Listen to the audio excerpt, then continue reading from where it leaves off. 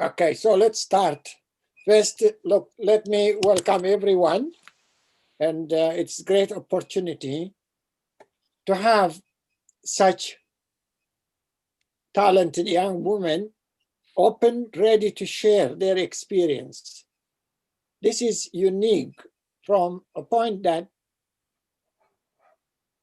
living in COVID with restrictions, with less network, it was not easy.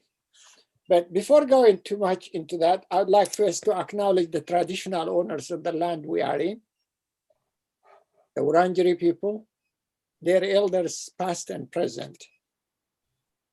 I always say we were lucky to come in this country and that we were given the opportunity. And we are ready to work with those people that gave us this opportunity. Always we remember this opportunity, there is some sacrifices has been made, and the Aborigines are the first ones to be coming on mind when you think about sacrifices. So all we ask is how do we make these people join us, and how do we join them in making a better journey for the future generation as a society to be proud Australian, where everyone is not left behind. Now, coming back to our speakers, without doubt, it is great pleasure to have these young women, all of them from a diverse background, with skills, different backgrounds, experience as mothers and sisters going through the COVID challenge. Everyone has gone through different experience. It is great for them to accept this and to join us to participate. So let me start introducing, and I'm not giving to go too much, just I will open and I will let them speak themselves who they are. But let me give you a short introduction about each one and every one of them. So let me start with Nejma Fathi.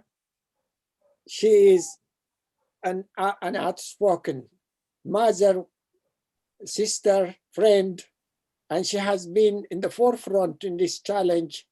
I was communicating because as a mother, as a single mother, she was going through this experience. And for her to speak on this, for me, it's a great delight to hear, because it was not easy to live with 5 children in a house. Despite this, and very amazing of her was, she was doing studies. She was doing nursing. Imagine having all this as a burden, but on top of that, she did first as a migration lawyer, and now she's doing as a nurse. So it is something that unique, that to see a woman with such talent, with such, I have to live, I have to give, and I have to learn. So I really commend her, and for joining us tonight. We are very privileged to have her, and welcome Fathi. Fathi has got a lot of experience as a young mother, as a young woman. She's grown up here, and her Somali background also makes her one unique, has got those best characters coming forward and speaking. And also let me go to Loza. Loza has been with us, it's a short time, but she has got a great background. She's an Ethiopian background. We have so many commonality with all of us. And she has got a human rights background. She's a young woman with experience during COVID. We have been communicating, and she has interviewed a number of women sharing that experience. Was something that has to put together, because she's trying to get into family violence, and an area where all of us see it as an opportunity, someone to bring from the community. Particularly, there's a barriers that we don't know. It is very simple for someone to see it from outside, but to be in it and to live in it, I can't tell more than the women themselves can tell. So I would like to welcome Loza with all her experience, knowledge, and also taking this family violence front head. But also other speakers, we've got Jemila, who is also a young mother, a single mother with kids. She has gone through this. Despite this, she was still studying, working. And this is what makes me at night wake up and study, because if this woman with all their responsibility can do this, how can I sleep? So they give me energy, they give me moral questions that if with the kids, if with single mother, if with all the responsibility are still going to study and to stand on their feet, is something unique. So Jemila comes from Eritrea as well.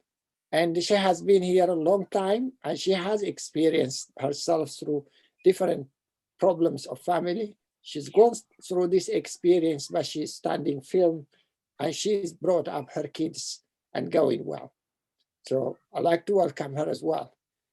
My other friend and colleague also, ID, which is an energy full of her and always coming forward and leading and mentoring young people, particularly young people in travel. She has been offering herself doing this. In fact, it was a privilege for me to know AD. And last year, she was lucky. She's gone through many, but she was lucky we had her, and she got the Churchill Fellow Scholarship.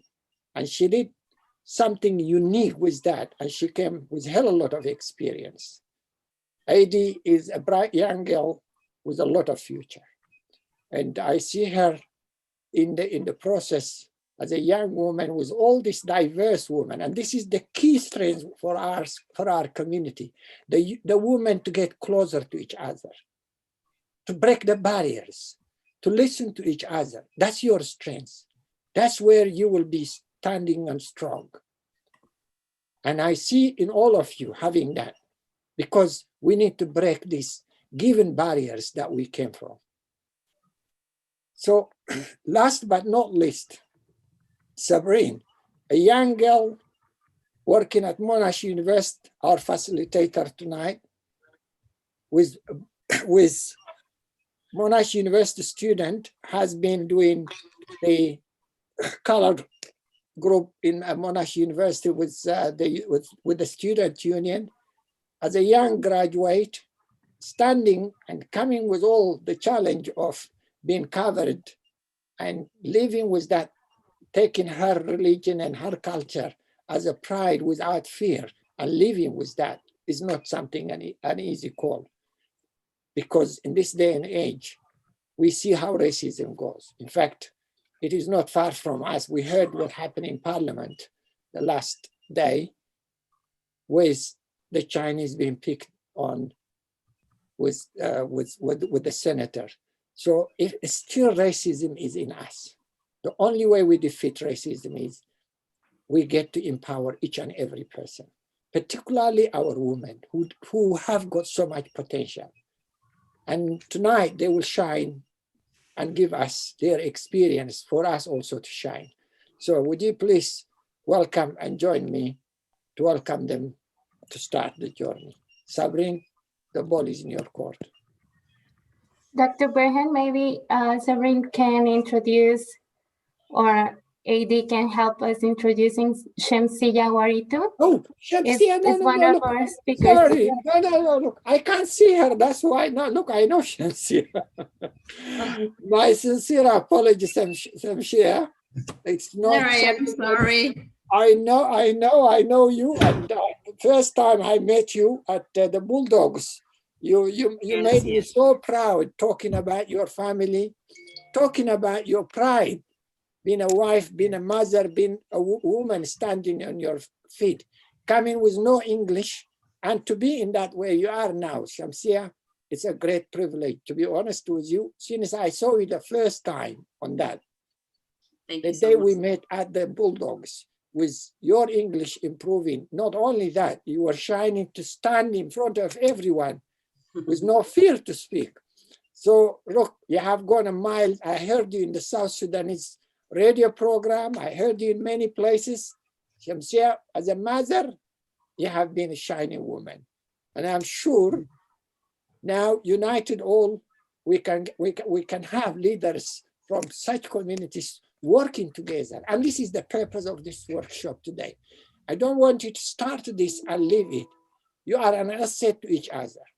Working together makes you powerful.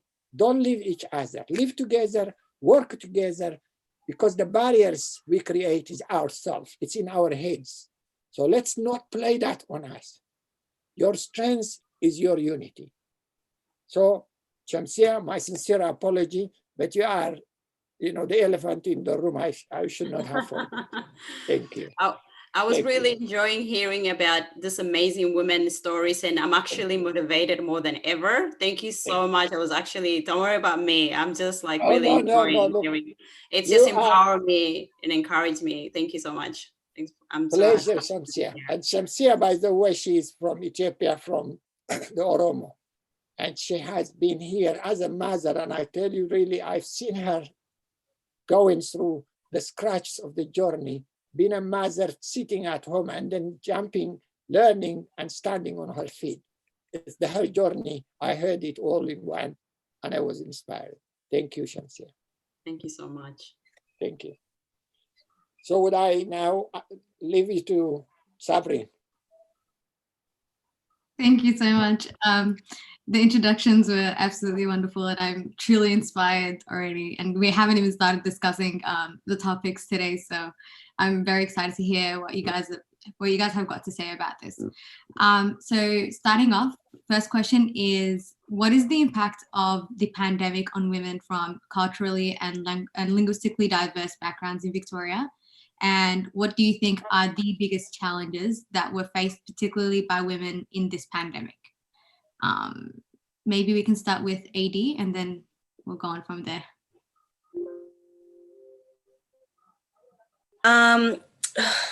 I definitely wouldn't say that I've got as much to say as these women who have to raise children as well. I am an independent woman, so I can just move accordingly. But some of the challenges has been that independence, being away from family has been quite difficult. As an African, we are very family oriented and it really took a toll. Also, just being up and down with work. We don't know, sometimes work wasn't available or accessible. The 5-kilometer radius made it very difficult, and just not being able to see your friends in general. The mental health impact has been quite significant, I think, and the most significant out of anything. Physical impacts, I could go for walks and whatever, but I think it was just really trying to get your mind to stay strong throughout the pandemic and continue to stay strong now, not only for yourself, but obviously as a woman, you're supposed to stay strong for your family, supposed to stay strong for your friends, supposed to stay strong for your partners. So just trying to keep your mental health in check. And also getting past that whole taboo of not talking about mental health has been a big challenge, but I think I've tried to push it and really try to open up those doors so that we can have more conversations, not only as women, but as Africans, talking about mental health and the struggles of mental health and the impacts it has not only on us, but our children, our friends, our family members, and putting a name to it. Not just saying, oh, we're a bit down today and you have to pick yourself back up tomorrow, letting people know that it's okay to not be okay. So I think that has been the biggest challenge, is talking about mental health and trying to maintain your mental health. Yeah. That's definitely something in which all of us have experienced. Fathi, do you want to tell us your experiences? You're muted. Question, the impact of the pandemic on women from Khmer background in Victoria. Some women they didn't speak English, so they found it hard to teach their children, which was really difficult because they can't go online and teach them. Your voice. Can you hear me? Yes.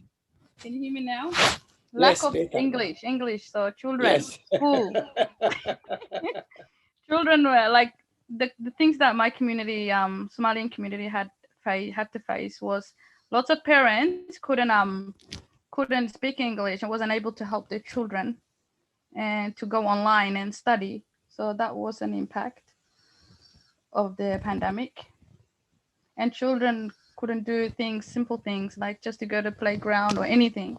I had to just stay in that 5 kilometers that AD told us. So that was an impact. It was really hard to keep children active at home, really hard.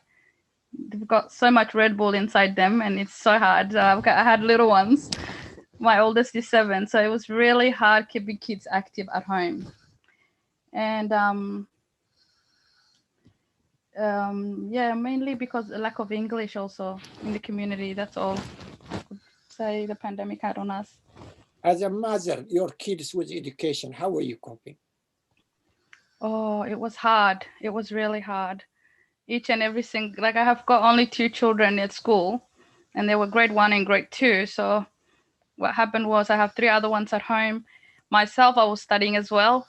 So it was really hard because they would get 6 assignments each day, So that would be 12 assessments. And then I have to do their work and my work on top of it. It was really hard and they were really sick of it. They didn't like the environment, the routine, everything changed completely. It was really hard. Can you hear me? Is that okay? Yeah. Yeah, so it was hard to cope, but we had to just sacrifice and make a new routine.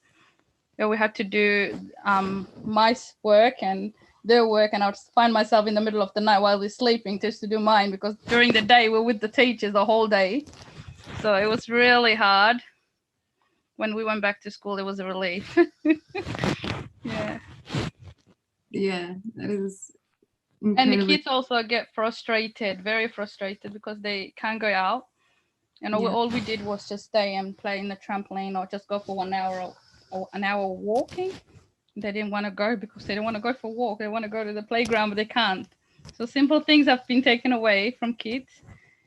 And that could also, that gave them like mentally not angry, frustrated, you know. My 6-year-old especially, well, my daughter, she's very active. So she couldn't cope with that. Yeah. And yeah, a lot of the community suffered the same thing. And Shemsiya, what do you reckon is the biggest impact and biggest challenges? Well, for me, I must say again, like being parent and teaching kids from home was really tricky. But for me, having that culture where kids raise each other, like not only the parents are responsible. So having the 2 oldest ones, my oldest one's 23, and then the second one is 14, and then the other 2, 9 and 5. So I had kids in prep in grade 3, and then 9, and of course university. So if I just make sure they help each other, like they help each other, and then while I'm doing other stuff.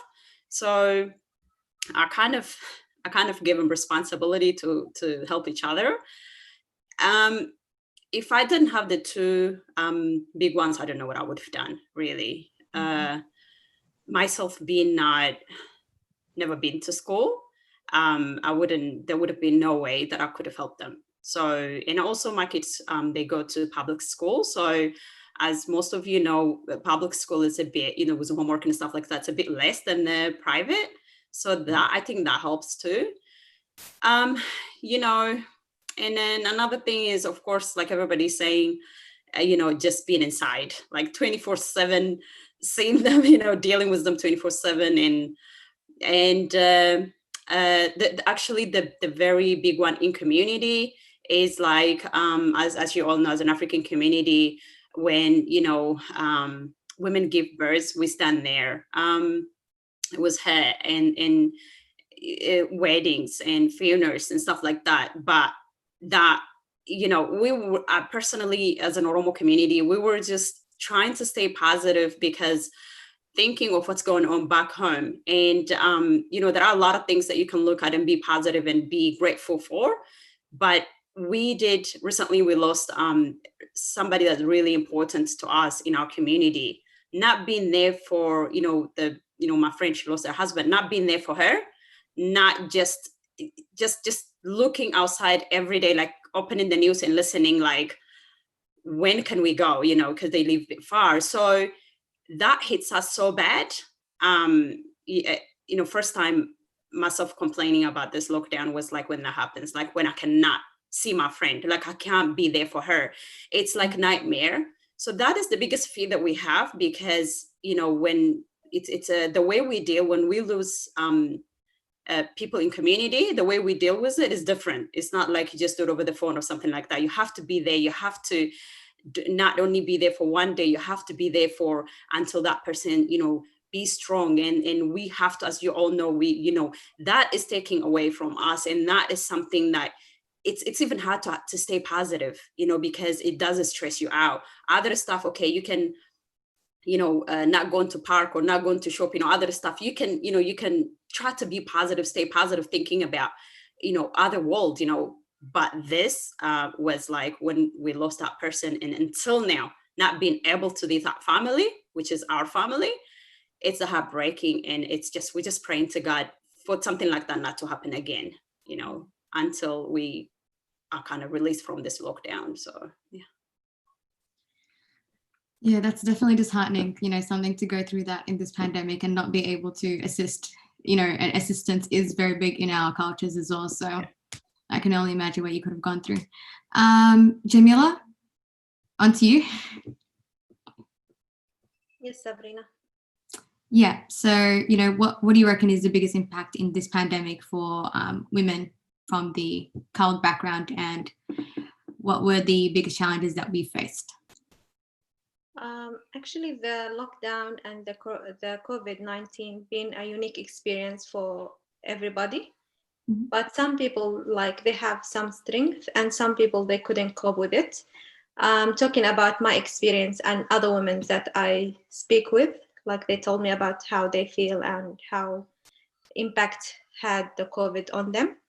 Mm-hmm. So first of all, is self-isolation is the biggest worry and the biggest problem, because we as a community, we always love to be together and always have things like community event, and we love to be around people. So self-isolation was very, very, very affect the women and children as well.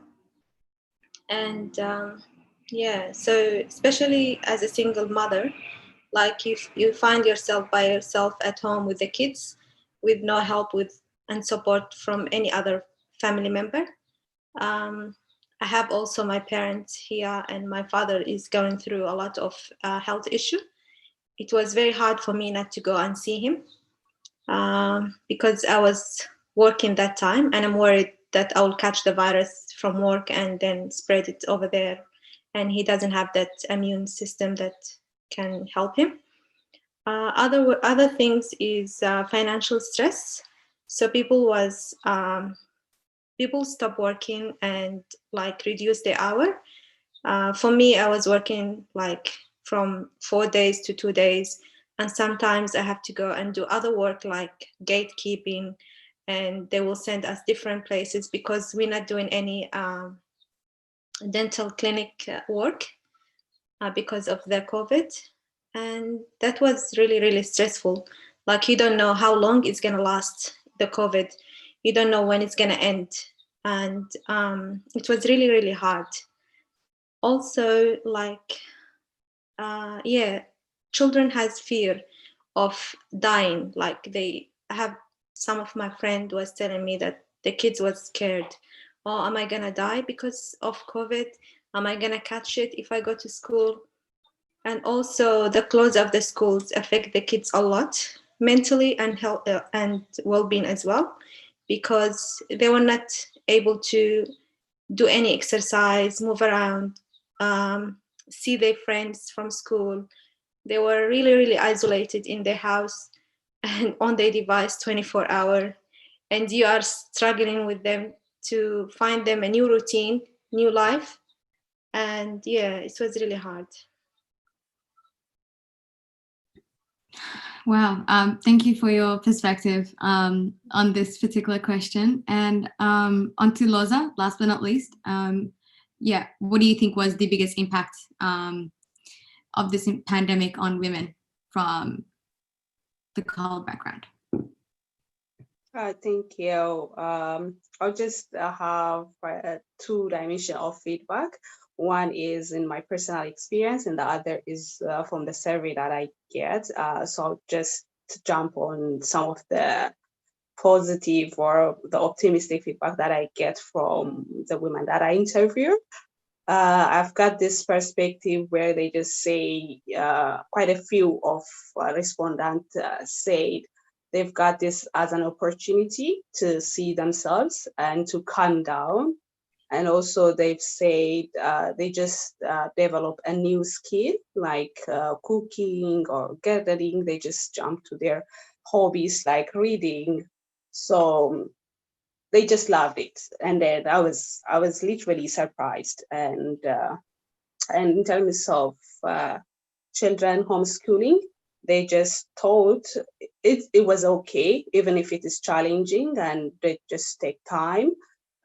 So they have seen, in a positive window.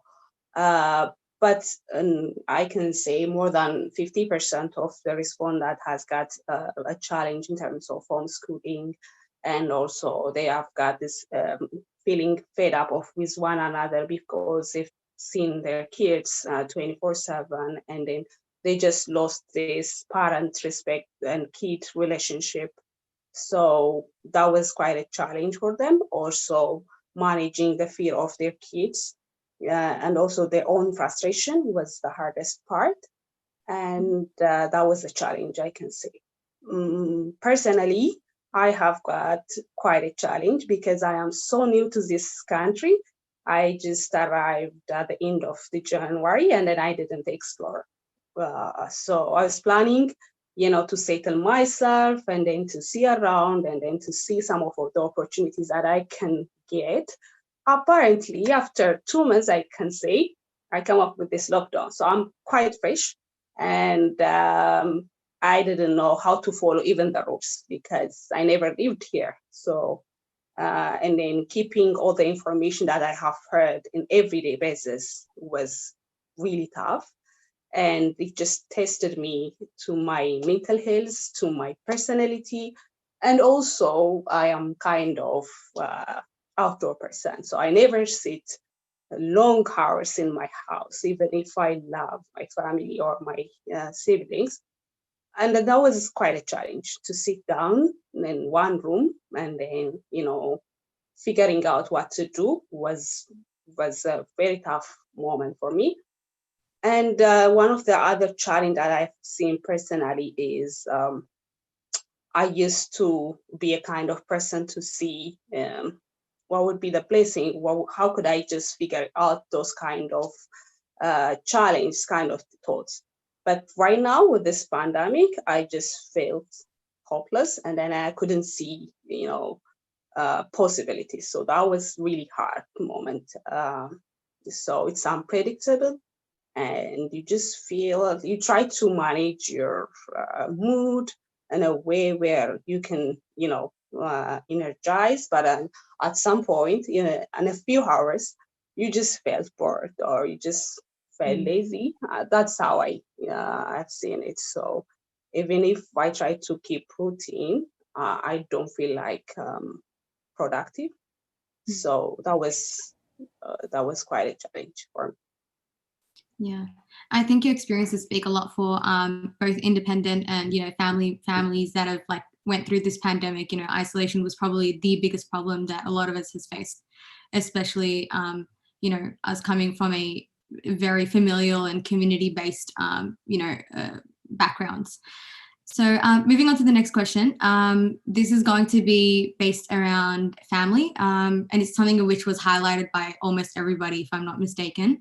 But to the mothers that have fought the pandemic whilst looking after their kids, Fathi, Jemila, and Shemsiya, how has the pandemic affected family relationships? How was the dynamic inside the house? How have you managed homeschooling and your day-to-day life with your children?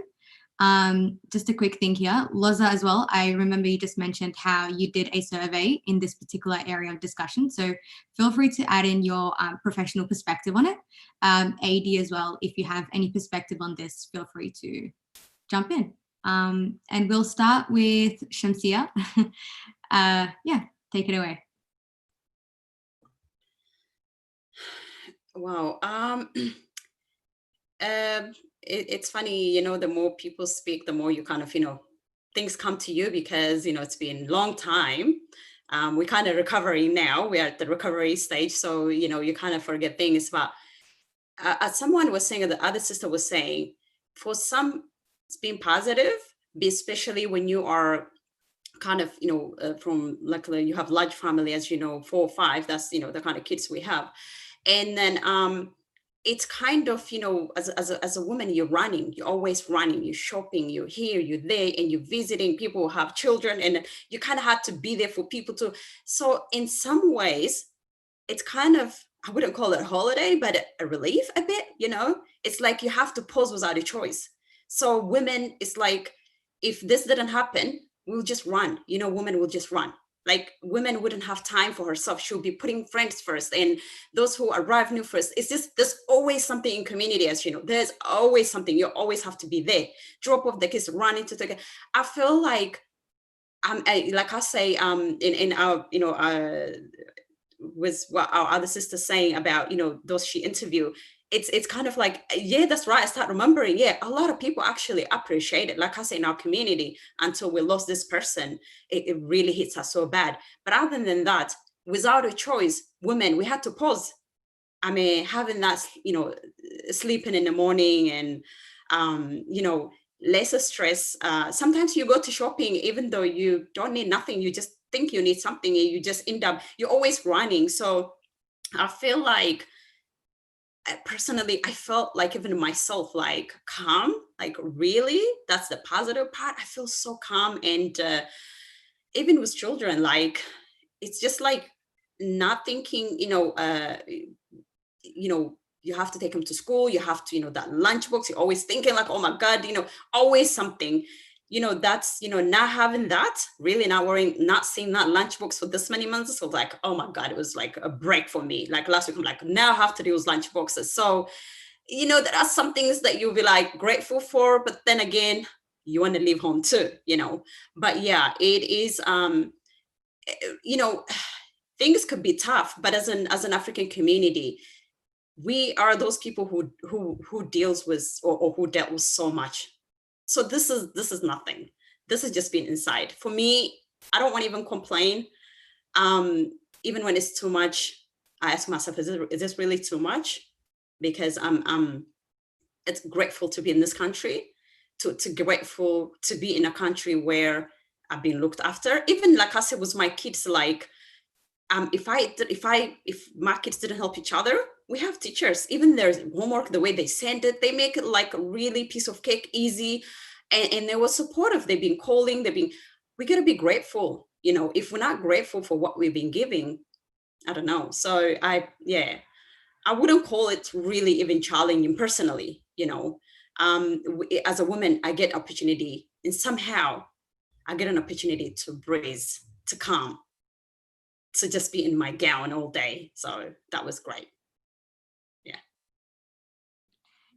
I think a lot of people nodding. I can tell that they agree with this, you know, staying in the gown the whole day, sleeping in.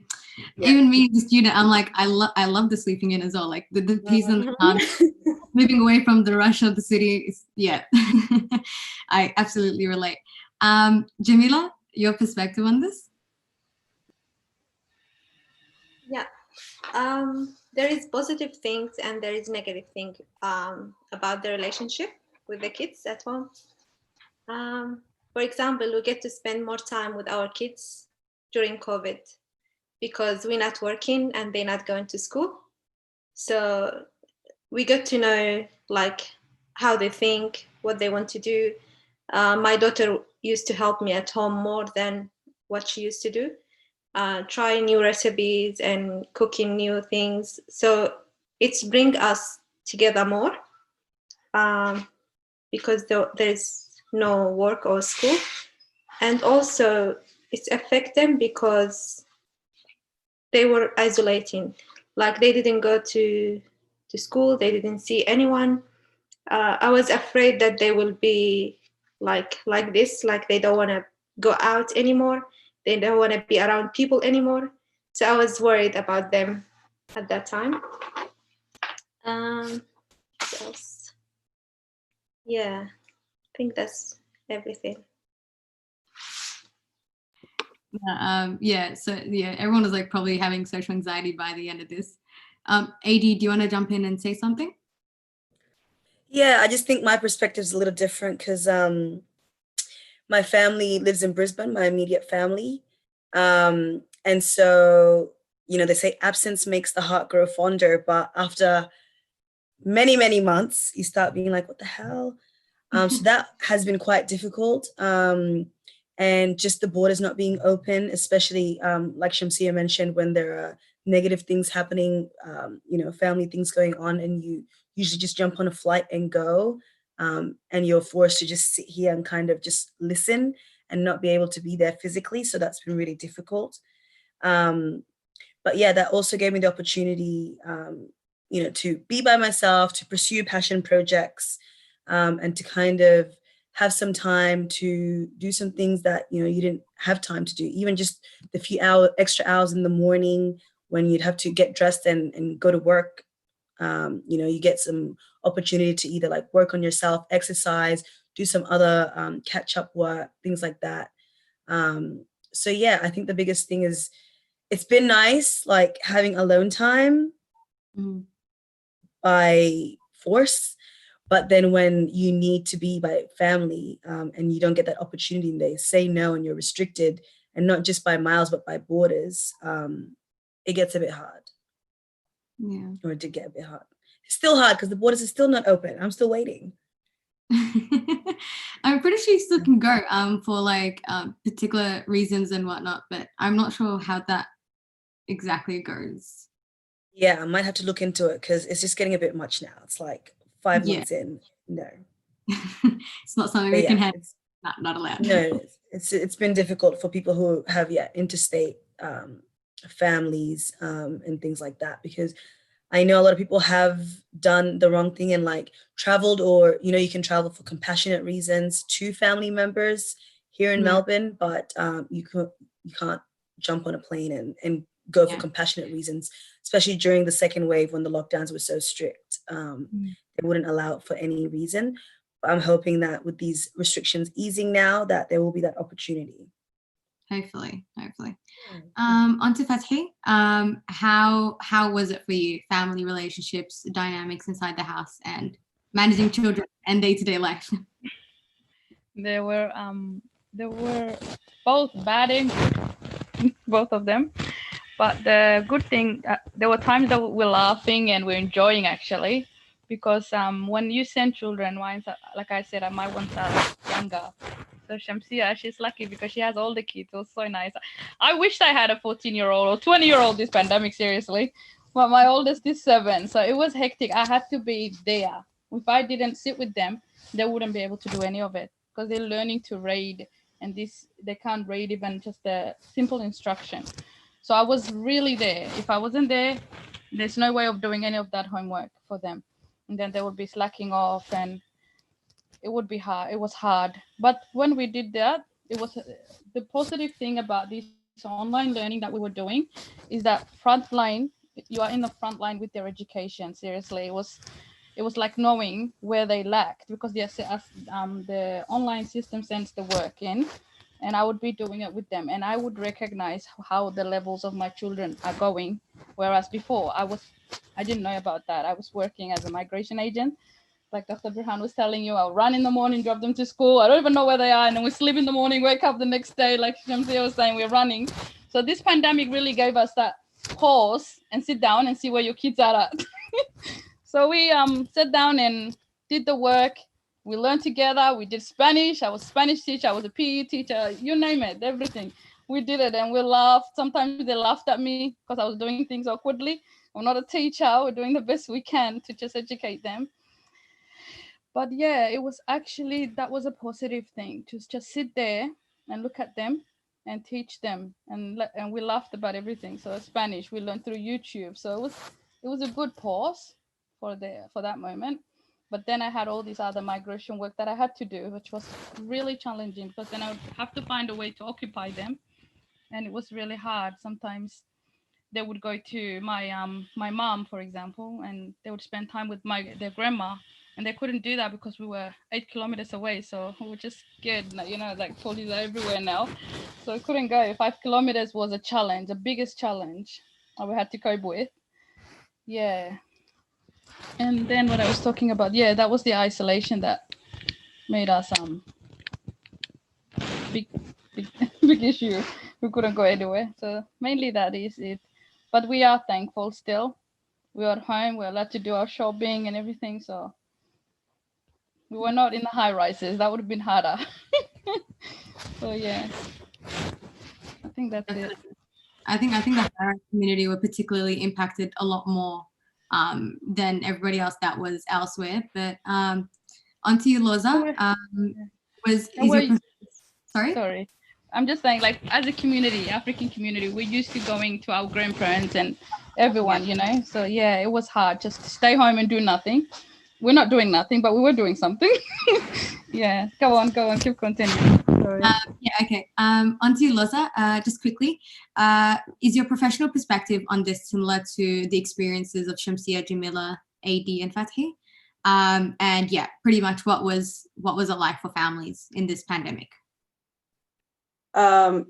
So the positive part of those people, like those women who have got children and kids, was to have time together as a family and to create some games or activities that they can share together as a family was the good part of this pandemic. But majority of them has felt challenged about, like, when they think about homeschooling, kids lost focus and they couldn't, do it in a way that they used to do while they were going to school.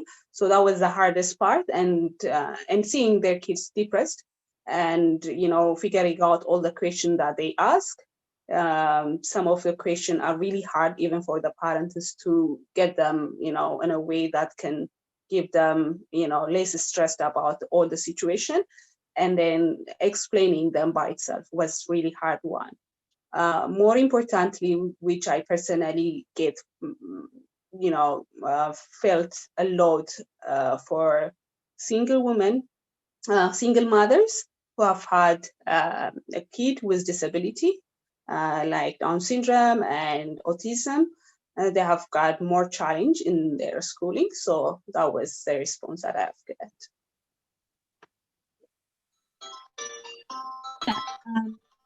Thank you for your perspective. Definitely, it pretty much shines a light on the issues in which Fathi and everybody else had highlighted earlier on in their answers.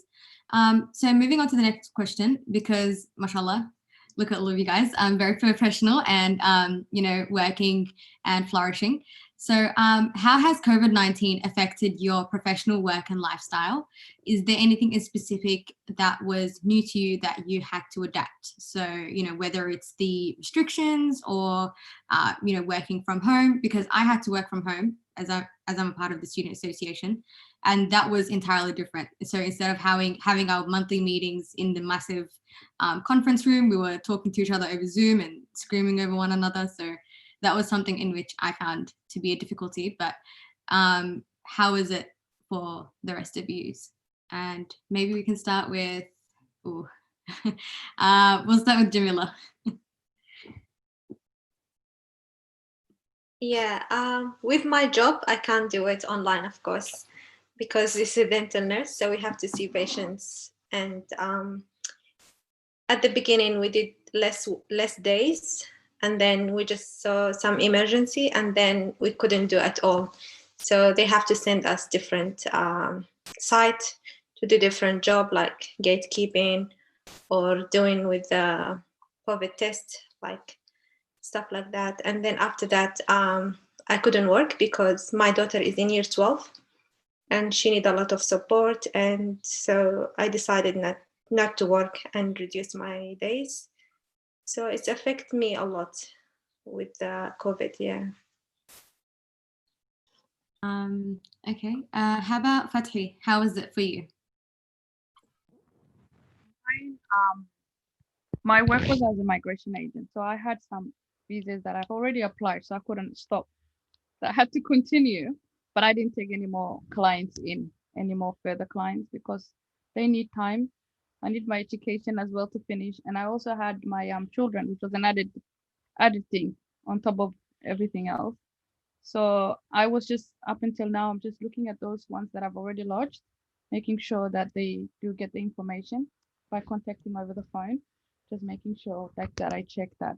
But no, I couldn't take more clients. Firstly, because it was some of them, it was on lockdown also, because they don't have printers or anything. So we couldn't do that as well, even if they forced it.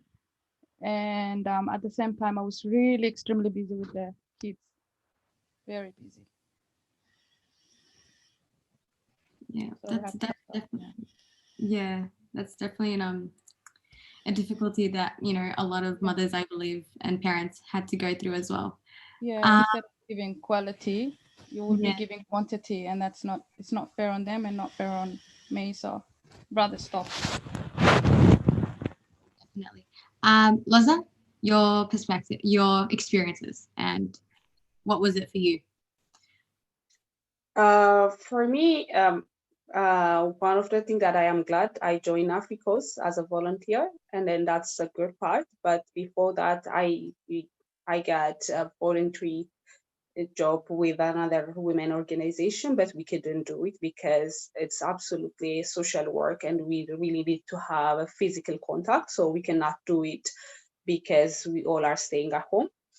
And the other challenge was finding a job and making myself on the track of the system of Australian system in a way where I got my experience, and making it to fit and shape with that was the hardest one, because everything is from home.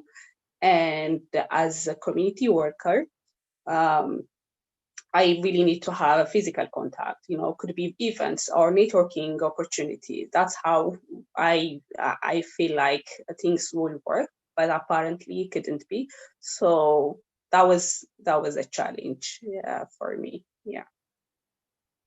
Yeah. And the economy, there's the economy is down, and most people are losing job, and hearing that is by itself is a frustration, because I'm quite new. And then, seeing the tier of citizens is really hard. I feel like, how am I going to join if the citizens are losing their job? So, yeah. Yeah. Next will be Shemsiya. Yes, how was it for you? And for me, actually, I just actually started last year. I started working with the Western Bulldogs Community Foundation. So it has to stop, because it's not something you can do from home.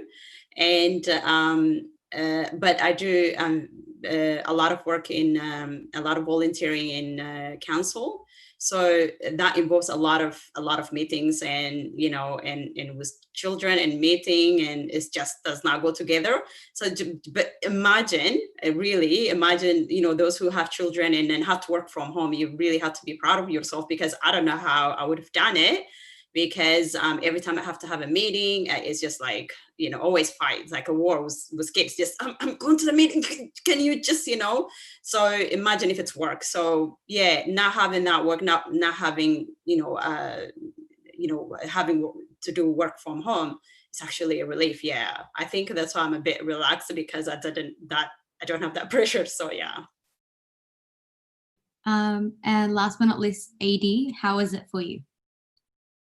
Yeah, I think my professional life, as most of us had to do, we had to start working from home.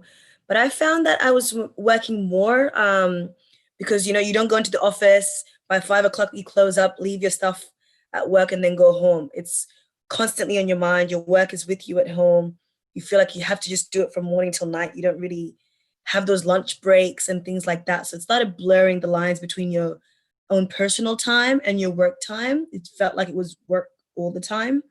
And I started a new role as well at a school in the middle of the pandemic. So I started work with African students, but from online.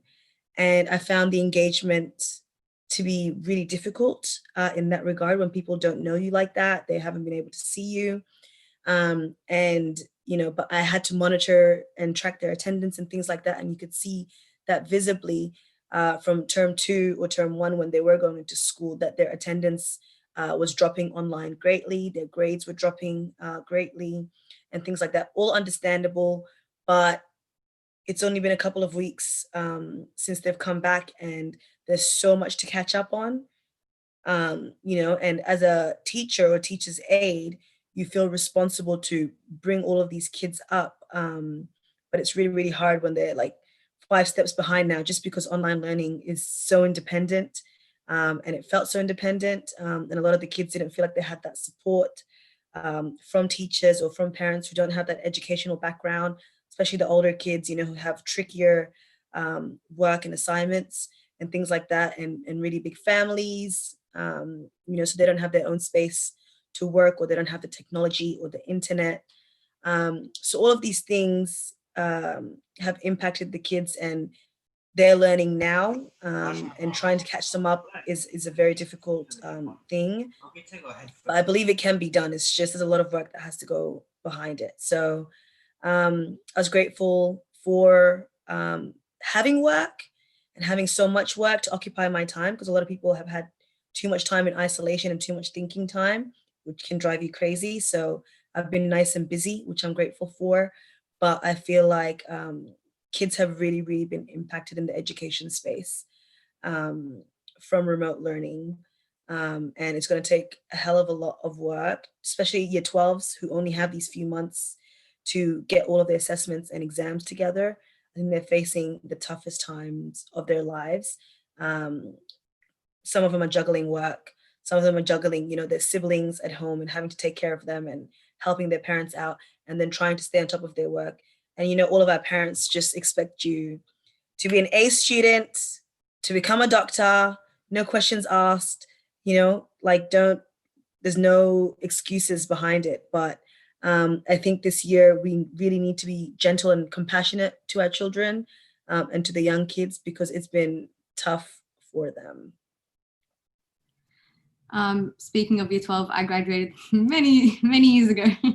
So you know, I can only imagine the stress that has really amounted onto their shoulders, you know, especially with having to handle with you know, assignments and everything from home, and not having that accessibility that we had, you know, 3 years ago or so. And speaking of work comes money, and with money comes financial management. So how have households changed their financial management during COVID-19? I think we're going to start with Loza this time around.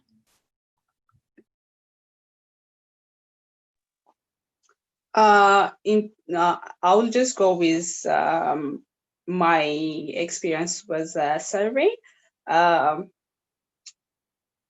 Most of them has felt stressed out with the financial stability, because they've lost their work and they've been trying to get support from the government. And some of them used to be a full-time mom, so they have managed in a way to have a balanced financial income through the share that they get from their partner. So they didn't even mind to think about the financial stability. And the most fascinating one was also the younger woman that I spoke. They just find it a good time to save money, because they're staying home and they don't spend their money with friends or with other activities. So they find it a helpful time to save money. So it's a mix of response that I get.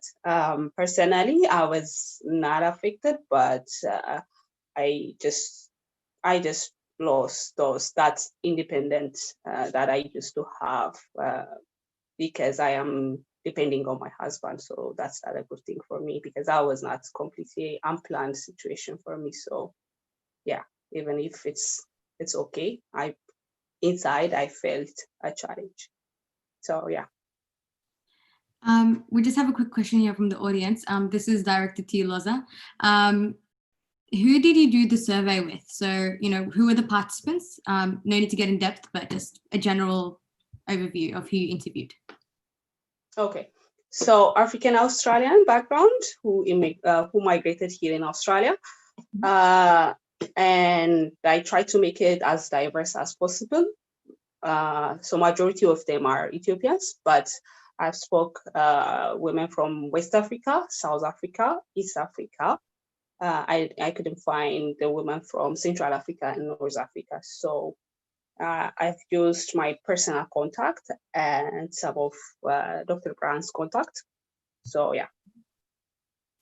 Yeah, thank you so much. And then it's for interview also. Yeah. Yeah. All right. And on to Fathi, financial management. How is that for you? And what do you think of it?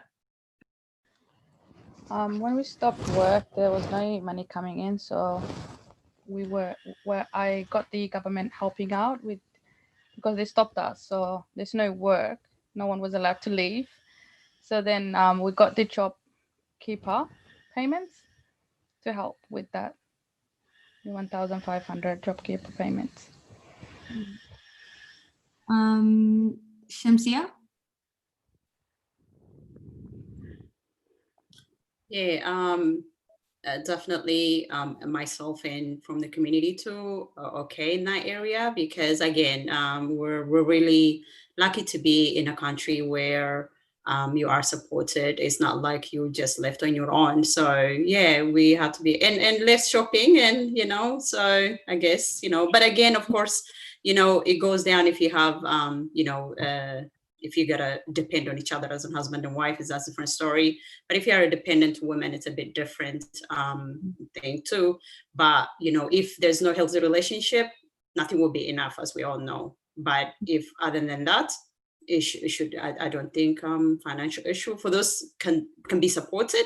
But of course, it's not everybody that can be supported. If you're not citizen or permanent, you won't be able to be supported. Those people, it'll be very tough for them. But yeah, I say it was okay. Yeah. And speaking of independent women, in which Shemsiya has just highlighted, AD, how is that for you? I can imagine it would have been different, you know, in comparison to what a mother had to go through in terms of financial management. So please. Yeah, definitely. But I mean, are you ever independent as an African woman? You know what I mean? You've always got dependents, doesn't matter where they live. So yes, maybe I was able to make more money because I found myself doing a lot of projects, but I also found myself still sending money back home to help, and even sending more because you feel guilty that you're not there personally to help out physically. You know what I mean? So you're like, all right, I can only offer you money. I can't offer you my helping hand. You know what I mean? Whenever the family's going through things. But then again, I've also had to work with young people who didn't get any benefits and who really struggled during that time. I remember one specific, I think Iraqi or Iranian boy who was just ready to commit suicide. He was done. He said he's not getting any money from the government. The landlords want to kick him out. You know, he had no food. He just didn't know what else to do. And for a moment there, I started giving money out of my pocket because I'm like, I'm not going to watch someone die because they don't have money and because the government is like too crap to want to help. So that was really, really difficult. Seeing other people struggle when perhaps you were in a better financial position. You know what I mean? You felt that guilt all the time. And even just to have a savings, I was like, I should be helping other people with this. Like, this is not my money. We have to be a community and help each other out. And if our own government doesn't want to do that, someone has to. So it was really, really hard to see some people suffering so much. And I was so grateful that I was comfortable enough to be able to survive and try and help my family. But I saw a lot of people struggling, and that was difficult for their own mental health and for your own mental health as well. Like feeling like you have to help a whole bunch of people with, you don't have enough money to help the whole world, unfortunately. So you just sit there with guilt because you might have a little bit more than the next person, but you're still kind of not in the best position. But yeah, you just saw people suffering, and it really played very heavily on my own mental health, seeing that as well. So yeah. AD, can I just tip in something with you? I saw people also in calls. Remember the pandemic when it first happened? Everything was taken away, and some people were crying because what happened was they get their Centrelink payment like in a few weeks' time. By the time they come, it's already finished. And she cried because she didn't have the money like these other people had. We had savings, didn't we?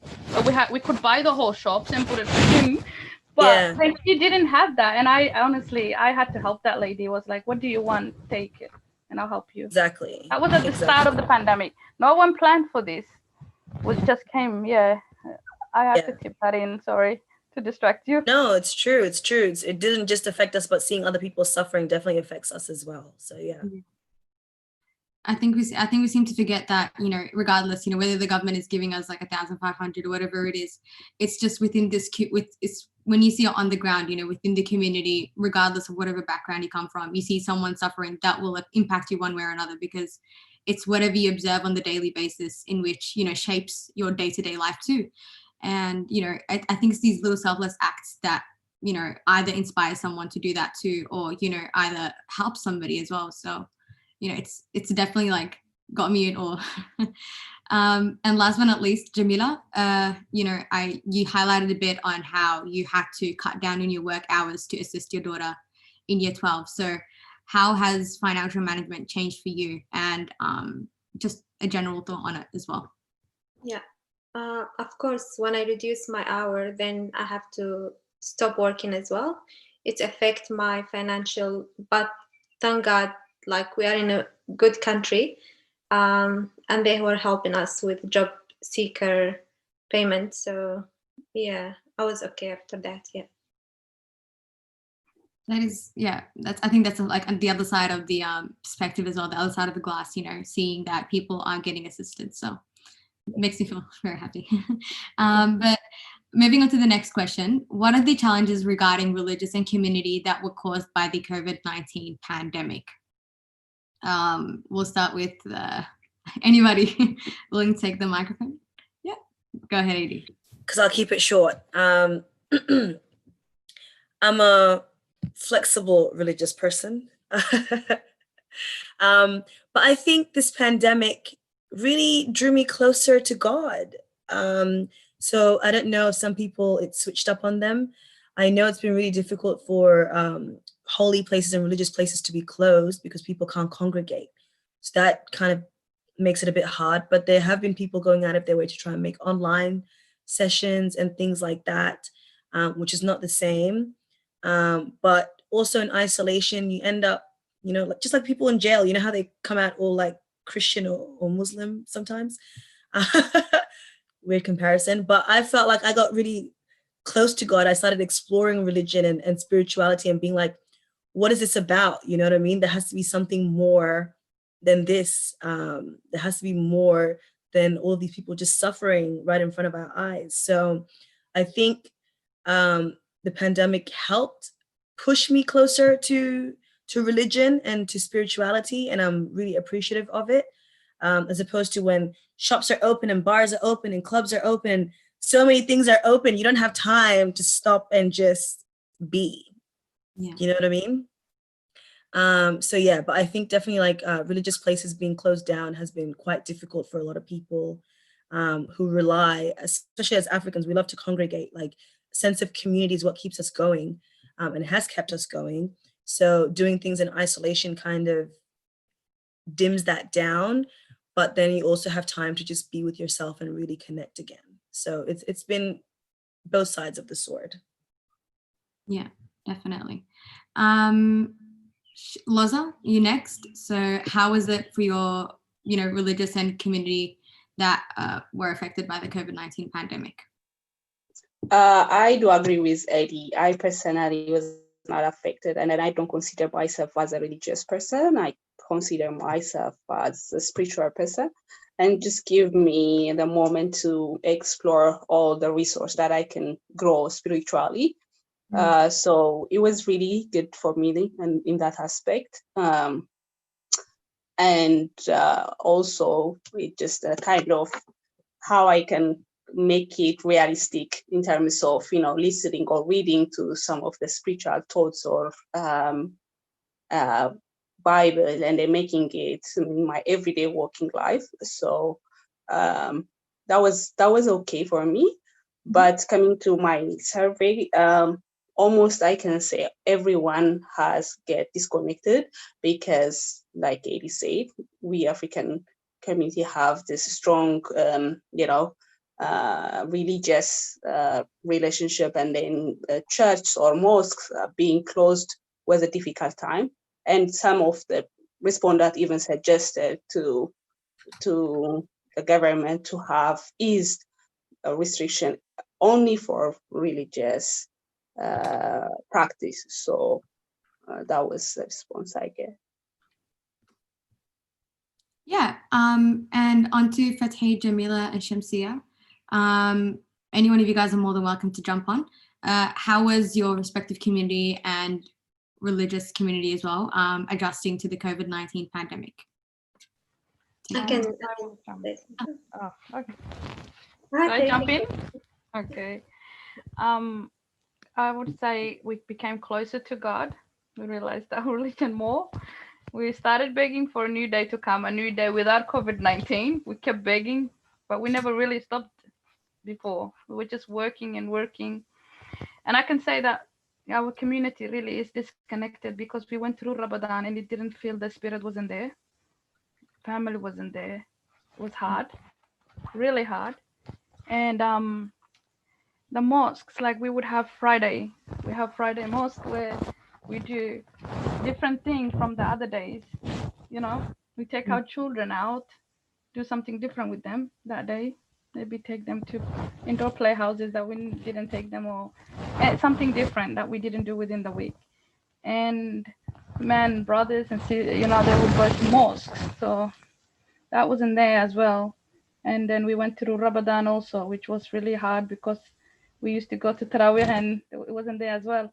So a lot of it was, there was a lot of disconnection, you know, like, but we did try to make the best of it, what we could do. We had each day and we just begged God to accept the praise we're doing at home. Although it is like, it's must that we have to go to mosques on Fridays for the men. So that would have been a big challenge for, you know, Muslim men to really pray inside indoors the whole time, not only Fridays, but every other day. Yeah. But we are still thankful that we are all here alive without COVID-19. So we can't complain. Yeah. So maybe moving on to Jemila, Shemsiya, is there anything else you'd like to add on to what Fathi has said in regards to, you know, the Muslim community or your respective cultural community? Yeah, just not being able to celebrate our Eid and Ramadan with family and community. As she said, not being able to go to mosque and do the different activities that we used to do. Yeah. And Shemsiya, anything you'd like to add? Yeah, sure. For me, you know, just to add, when you asked before about family relationship, I actually talked about women. It's actually, like Eddie say, helped me to be more close to God, to Allah. I get that opportunity where, you know, when you come, it's different, you know, it just gave me an opportunity to pray on time. And also, you know, my kids just being at home, especially during Ramadan. Ramadan was like, you know, it was 50-50. It was positive and also negative. Like, you know, it was positive in some house, because in some ways, at least there was no rushing, you know, we used to rush. And also even this invitation in Ramadan, sometimes it's like a party, you know, every night you're just like restless as a woman. So if it feels like when you are from large community, sometimes like, oh my God, it was the peaceful Ramadan where you didn't have to deal with that sambusa and trying to serve people every day, which is beautiful. But, you know, it was just one time break a bit. It will give you an opportunity to have that prayer on time, and also with children, you know, having them, you know, praying, like having that 30 days with them, you know, getting up in the morning and then having in the after together as family. Yeah, it was the peaceful, beautiful 1 month. Of course, not spending at the most was just heartbreaking, but just it did bring family together. And also it gave me an opportunity to kind of teach my kids Quran, something I normally don't do. So it was, I just, it was actually helped me to be more, it gave me an opportunity to do things that I normally don't do, which is like, especially teaching kids Quran. So yeah, alhamdulillah. Alhamdulillah. Just one more question real here. This is going to be a quick one, just more so your personal tips and tricks on how you have managed to protect your mental health throughout this pandemic. I think this was one important topic that was constantly brought up through almost every single question, without a doubt. So just quickly go around, maybe 30 seconds on the clock, starting with AD. How did you manage to protect your mental health? Sure. I would say routine. So I made a very extensive list of things I need to do every day. And it was small things like drink, water with lemon, go for a walk at least, an hour or two of reading something that isn't work related, and then do several hours of work here and take a break. Actually scheduling things that are good for you. It's not just work, made you feel like you had something going, you had a routine. Some people, enjoy even getting dressed up in the morning. That wasn't my thing. I lived in my robe, and I got very frustrated when I had to turn the cameras on and take my robe off. I just shimmy it down to my waist and then pop it back on. But I had a very, very extensive list. I'd wake up in the morning, I still set an alarm. I'd say I'm going to exercise for this amount of time, then I'm going to have breakfast, I'm going to have a shower. Like, it was very detailed, but it just made you feel like you were doing something, and that you were progressing. And it wasn't just like one day melting into the next day where you don't even know what's going on. You don't know if it's a weekday or a weekend anymore. You don't know how many hours you're putting in of work. And it just continues on. So for me, what kept me pretty sane, or as sane as possible, was trying to actually create a routine and schedule things so that it still felt like a normal day. Yeah, definitely. Me shimming down the rope down wasn't exactly my thing, but putting the hijab on was my way of formalizing my outfit. Loza, do you relate to what AD said? Is there anything you'd like to add in regards to tackling mental health? I personally make myself to be more responsible and resourceful, so that I can just work on myself, and to be on the support system as well. So getting a therapy and then following some of the rules that's something that helped me, not just only to overcome the pandemic, but also to go through settlement. So that's how I do, and exercise. I just managed not to gain weight. So that's how I do, and eating healthy. Yeah, that's definitely I think everyone's goal throughout the pandemic and lockdown. Shemsiya, as a mother, how have you managed to protect your mental health in this pandemic? Well, when you have children, you don't even have time you don't even know about them, like no time for mental health. Like, you're just running and then busy with them. And then when they go to bed is when I have me time, like whether I watch something or I have to make sure that I have that me time. And while I'm holding my phone, I fall asleep. But other than that, like, I just, what helped me is just like, looking what's happening back home and just being grateful, and help me to stay positive, really. And whenever I'm about to feel like overwhelmed, I just think of, other world, and I do feel grateful to be alive, just getting up the next day and being alive is everything. I did a lot of cooking like never before, and I ate a lot. And whenever I feel like down, I'm like, what should I cook? So I go on YouTube, pick something and cook. And that's another thing too. So where my kids like, Mom, what are you cooking today? Like, that was not me. So that's another thing where I kind of kept me busy. Yeah, definitely. And survived, of course. Yeah. Jemila, is there anything you would like to add on to that? And how have you managed to protect your mental health? Yeah. There's two parts, like with kids. I find when you give them love and attention, that can help them resolve their fear and also come closer to you, tell you what's bothering them. Find a way of having a structured routine.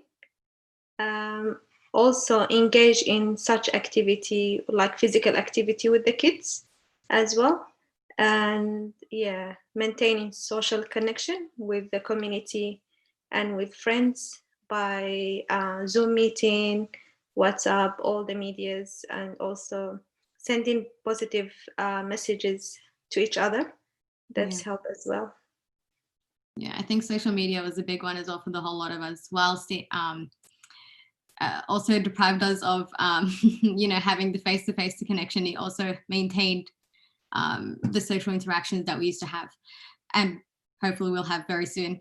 And Fathi as well. So how have you managed to protect your mental health, especially as a mum of young kids? Like Shemsiya was saying, when you have kids, you really don't have that mental side of it. You're just running and running. Seriously, it's what she said. But there is times where they are like, when we do all tasks and they want to do something different, they don't want to go outside and play in the trampoline, so they want to do something different, and I don't know what to do with them. It's hard. And I think it's mainly because I was just perseverance, getting there each day, get something done, and having a routine day in place, as AD was also saying. That actually helped me a lot. Just perseverance. It will get better. It will get better. And the kids also. What Jemila was also saying, having a connection with your children, it's so important. I can't stress enough, honestly. Just sitting there with them, even if they're 7, 14, 15, they still want you, because there was an incident recently. There was our community, Somali, I don't know if you have heard about it. There was a 14-year-old who killed himself recently, not even a month passed. And it was sad to see a 14-year-old child, hanging himself in his mom's house in the garage. It was so sad. It blowed my mind, honestly. 14-year-olds always are on the game, PlayStation, doing something, and for them to kill themselves. So I honestly talk to my children, which is important. Like even a 7-year-old, he talks to me about school, bullying, anything. It's very important to talk to children. That's what I can tell you so much, so that children love to be given attention to. And the more attention you give them and say, look, this is a pandemic. Everyone is at home. They think this is only happening to them. They don't understand when they're young. And then just try and make them to calm down, and we will go back to school. We're not the only ones inside the house, especially my daughter. She's 6 years old. She's always wanting to go to school. She loves school. My son is more lenient. Like, he doesn't care whether school's on or off. He just would be on a PlayStation or something doing. But she loves education. So she's like, I want to go back to school, Mom. Is school going to start? Every single day. They don't know which day it is even. So we just perseverance. We got there at the end. They were so excited when they went back, honestly. I just couldn't help how excited they were sometimes. So yeah, perseverance. We just got at the end of it. Like just seeing each day as it comes. And alhamdulillah, this day is done. Hopefully tomorrow COVID-19 will go down and the numbers keep going up, 700 and whatnot. Then they came down and we're so happy now we're out of the lockdown. So yeah, perseverance, we got there at the end. Yeah, definitely. Alhamdulillah for that. Alhamdulillah, yeah. And yeah, I think that's pretty much it, the question-wise from me. I think as you can tell, COVID-19 has definitely been the same and different for all of us, coming from an African community, yet, having such diverse experiences. There's 2 questions here from the audience that I quickly wanted to just ask. We've got a couple of minutes left, so just be a bit mindful of that. This question goes towards AD, who you helped with the towers, especially with the very restrictive lockdown they had earlier on in the year. So what was your perspective on those who had to live in the towers? What were their experiences like? And, how was it for you working on the ground to assist them? I definitely am grateful for the position that I was in, being on the outside, because I just can't imagine, and I still can't fathom how inhumane what happened and how it happened, how it all went down. Just the fact that there was no, I understand lockdowns for lockdown's sake, but the way it happened, without any warning, without caring for, you know, who was in there, because there were some people that were visiting family that got trapped in there for like a week as well. Just no consideration whatsoever for the elderly, for people who needed medication, for babies who needed milk. And just the police presence was frightening. I mean, we're already traumatized by police brutality and police in general from our own traumas. So to see the response and criminalizing COVID-19 and a medical situation being criminalized by police in a predominantly cold community space was terrifying. And until today, I don't know, I don't even know what to say, because the government hasn't offered an apology. There's been no accountability. Yeah. There's been nothing of the sort. So we just sit here and we continue talking about how it was. I'm over talking about how it was. I want to know what's going to go forward now. Who's going to be holding this government accountable? What plans are there moving forward? If anything like this were to happen, anything similar were to happen, whether it's a pandemic, a fire, whatever it is, how we're going to handle the situation next time. There's been no plans of action. There's been no apology. There's been nothing, which just leads me to believe that the government doesn't care about our people. The government doesn't care the way that they treat people of cold backgrounds. And they didn't care that people were working or people had an education to get to. None of that was taken into consideration. So for me, it was really mind-blowing. And it was just really stressful and depressing to witness people who've been here for so many years, who contribute to the community, who contribute to the economy, just be completely disregarded like that. Yeah, definitely. I was volunteering for like 2 or 3 days there, but like that in itself, like really showed pretty much what you were talking about as well. So it's disappointing. And it's something in which I don't think should be, you know, experienced or even be witnessed by anyone, but it happened. So it's just very disheartening, you know. And this last question is from the audience as well. So how have your children adapted to online school and now going back to school? Do you feel like they're falling behind? This is going to go for one of our mothers, Shemsiya. Yeah, how was it for you? And yeah. Really, it was good actually. Yeah, they, like I say, the teachers were really helpful. So they were always, the kids were helping each other, but then again, the teachers were helping and always making sure they're calling. And so if we have any problem, we could have yelled out to them. So that's, you know, grateful to have them. And going back, they're really happy to go back, and Mama is very happy too, to have just the house to herself. So yeah. That's definitely but a don't win-win. hurt my kids though. It's a win-win situation. Well, for sure, we want to stay home alone, yes. We sure is, yeah. We need that. I missed it, and I'm like, I cannot believe it. What can I do now? I'm just standing in the house. I'm like, where can I start from? So yeah, that's good. I miss them, but you know, I love them and everything. But yeah, needed that house to myself. No, definitely, it's a win-win situation, and I think we can live with them and we can't live without them. Isn't it funny? Exactly. Yeah. Alhamdulillah, we're here laughing about it today. Exactly. Yeah, and that is all from us today. Any closing statements, arguments?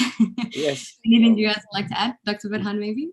Yes. Look, I just want to thank you first, because you're really amazing. You've done a great job. Sharing your experience sometimes was really too confronting, because we all have privacies, we all have lives to live, we all have, you know, confidentiality we need to keep. But to share it, sometimes you help many others who are in the same situation, but they don't know how to talk about it. So your braveness helps many others to think and to get out of their chest, because getting it out of your chest it by itself helps you to move forward. So I commend you for taking this action, but also I invite you to know each other, to work together, because we need to break the barriers. We need to work together. We have so much commonality. You're so amazing connecting to each other and working together. And I have seen you, all of you, in different areas and different roles. You've got so much to give. Now, you've given us a fertile womb. You gave us kids. You gave us. Now we want you to give us leadership. It's time to step and to participate and to open the future for the kids. Your connection will help the kids, will support the family. And also we are part of this society. We cannot live outside this society if we are going to make change for our kids. So I call upon you with such bright, not fear, and braveness with your words, putting your fears aside, putting your words on the discussion was not an easy call. Really, I'd like to say a big thank you, and I'm sure everyone will join me in that journey that we all heard. So we look forward to working with you, but as I said to you, I want you to be connected, bring the communities together. You are mothers, so you have got a very big heart that bring the communities together. That bring good future for the community. And thank you very much. So now, Tara, Yeah. can you make the closure with regard to the video recording and when we share it and what we have? Sure. Thank you. So hopefully next Can I week. share something? No. Yeah. Yeah. How's that? My name is Teresa Sengaga. Yes. I'm the chairperson for the African Men and Families Network. What I would like to suggest that maybe also we could organize another forum with the middle women, or not including the other ages, so that also they can share. I'm sure they also had different experiences, and which they would like to share. Why not? Why not? Well, we've got another forum coming on young people. We had the community leaders, we have the women now. We're looking to get young people experience on COVID. And that's our next journey into this, what you call the COVID experience sharing. So we are planning for a young people forum. Yeah, and, I didn't say younger people. I mean, from looking at the panel, it is either young or young adults. I'm looking at the more of the older, not very old, but just in the middle. No, look, I don't have a problem what you are saying, but what I'm saying is our plan. We have another plan now where we will do another forum.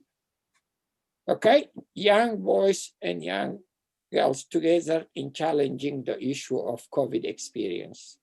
But the one we did and we'll do more hopefully with the women. But as I said, the shining women are there, they've done it. But more important for me now to work together as a team and to learn from each other and to build network, because our women has to move forward and show leadership. We are missing your leadership. There is a leadership vacuum. So we want you to step in, to take that role. Okay? And Teresa will be a good mentor with that. Yes. Yes, Tara, can you take over? Yeah, well, just to say thank you to everyone for coming. And our videos and materials will be available hopefully next week on our website. And that is all. Like, we will keep communication with all participants if they need anything from us. And thank you very much. Have a good night. Thank you. Thank you, everyone. Thank you, Tara, and thank you. Thank you. Shemsiya. Thank you. Sabrin, Thank you, Fathi, everybody. Thank you, Dr. Jemila. Dr. for having us all. Thank you. And So great Well to meet done. you all. and Loza, thank you. Well you. done, Thank you, everyone. Shemsiya. Yes, Thank you. well done, everybody. Thank you. Thank you. Very lovely to hear you. Really, I want you to be connected, please, because We will be connected. That's women thing anyway. Huh? I said we should be, because that's woman thing anyway. It just takes a minute for us to connect it anyway. I think we definitely have a lot in common, so we will definitely connect. I'm looking sure, forward and to that's that. why I'm saying be connected. Be connected because you need each other. We need to break the barrier of, Amhara, Tigray. Oh. We are all one. Bye, everybody.